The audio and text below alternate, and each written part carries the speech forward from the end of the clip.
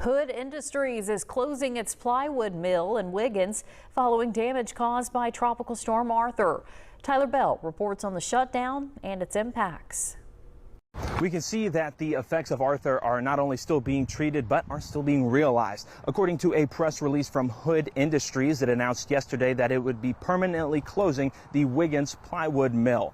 Hood Industries president Jay Galloway reportedly told employees that due to damage from recent storms, as well as the age of the facility, that restoring the facility would not be, quote, economically feasible. This decision is going to affect roughly 260 employees, and officials from Hood Industries will reportedly be meeting with employees over the next several days to discuss the transition as well as employment opportunities at other Hood locations. Now, this mill here was built in 1970 and has been run by Hood since 1984. Now the 56-year-old facility is going to be ceasing operations likely by the end of August, whenever the current inventory is eventually processed. In Wiggins, Tyler Bell, WLOX News Now.